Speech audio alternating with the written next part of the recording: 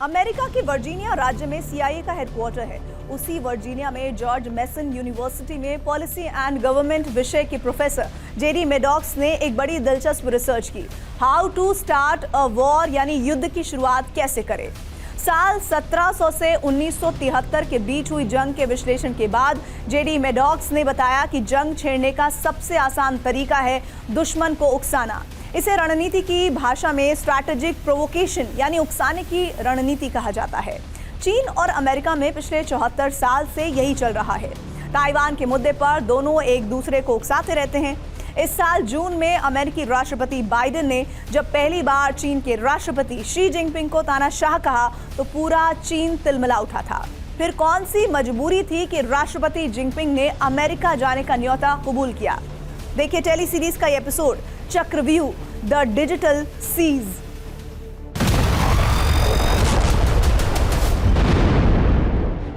अठारह अगस्त 1991, फोरोस, क्रीमिया, रूस। समय शाम 4:30 बजे।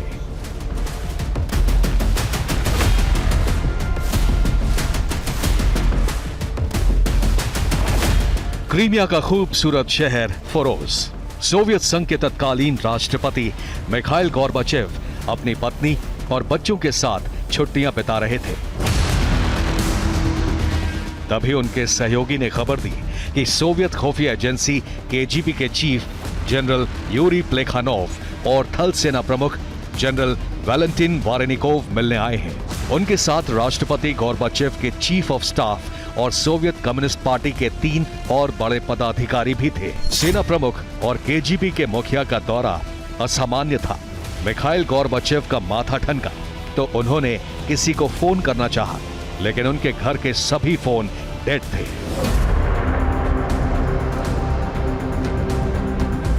इस बीच केजीबी चीफ और बाकी लोग घर के अंदर दाखिल हो चुके थे। उन्होंने राष्ट्रपति गोर्बाचेव के सामने एक कागज रखा जिसमें लिखा था कि वो सोवियत संघ में इमरजेंसी लागू कर रहे हैं और बीमार होने के कारण अपना कार्यभार उपराष्ट्रपति को सौंप रहे हैं। 12 घंटे बाद 19 अगस्त 1991, मॉस्को, रूस, तत्कालीन सोवियत संघ। समय सुबह 6 बजे।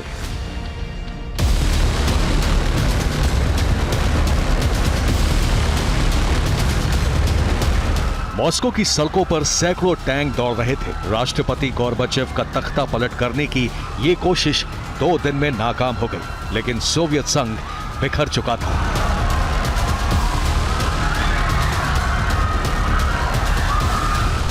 क्रीमिया में अपने वेकेशन होम में नजरबंद गोर्बाचेव सामने आए, लेकिन तब तक हालात उनके हाथ से फिसल चुके थे।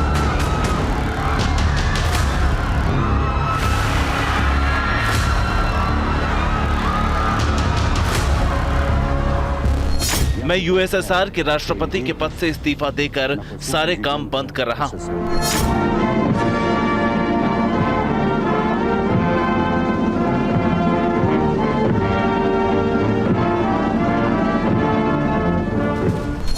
रूस के लोग आज भी सोवियत संघ के टूटने और बिखरने की टीस भूल नहीं पाए हैं। वो इसके लिए अमेरिका को जिम्मेदार मानते हैं, जिसने वर्ल्ड ऑर्डर में अपना दबदबा कायम रखने के लिए सोवियत संघ को हथियारों की होड़ में उलझा दिया था।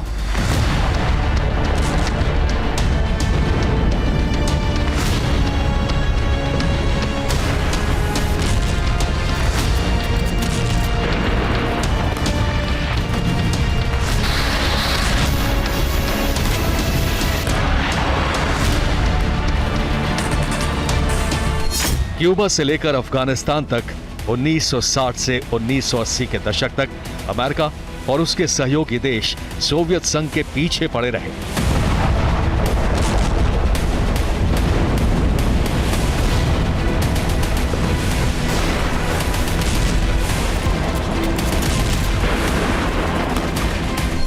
इस घेरेबंदी से बचने के लिए सोवियत संघ के कम्युनिस्ट नेता सब कुछ भूलकर हथियार और सेना पर खर्च बढ़ाते गए। नतीजा यह हुआ कि 1990 आते आते सोवियत संघ में रोजमर्रा के सामान की किल्लत शुरू हो गई। महंगाई से आर्थिक संकट पैदा हुआ और सोवियत संघ बिखर गया।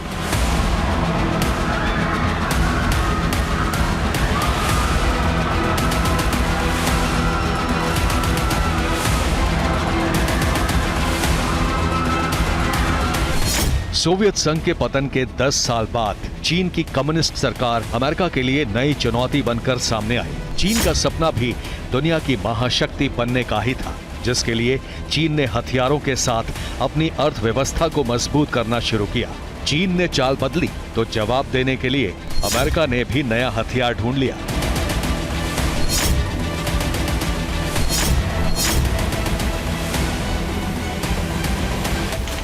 अगस्त 2018, white house, Washington DC, America.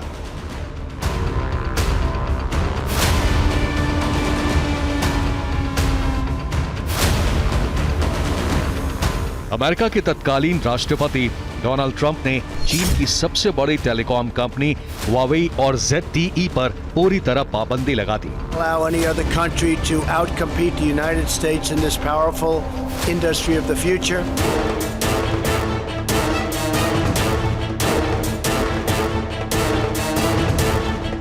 America और चीन के बीच शीत युद्ध की ये शुरुआत थी, जिसका विस्तार होता गया। कभी तकनीक चोरी की वजह से तो कभी हांगकांग में लोकतंत्र समर्थकों पर अत्याचार,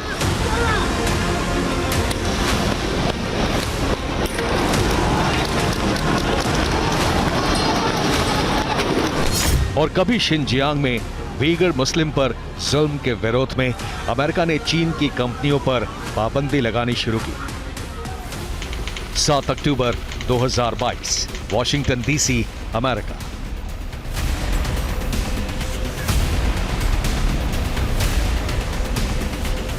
यूक्रेन युद्ध में रूस की मदद करके चीन ने अपने हिसाब से नया वर्ल्ड ऑर्डर बनाने की चाल चली, तो अमेरिका ने चिप और सेमीकंडक्टर बनाने वाली अमेरिकी कंपनियों को चीन से कारोबारी रिश्ते तोड़ने का आदेश दिया।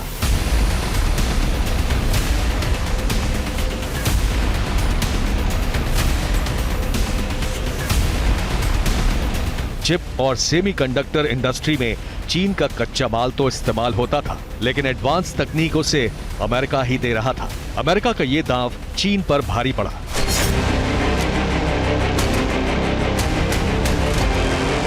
इसलिए शी जिनपिंग जब अमेरिका आए तो उनके एजेंडा में चिप और सेमीकंडक्टर टेक्नोलॉजी सबसे ऊपर था।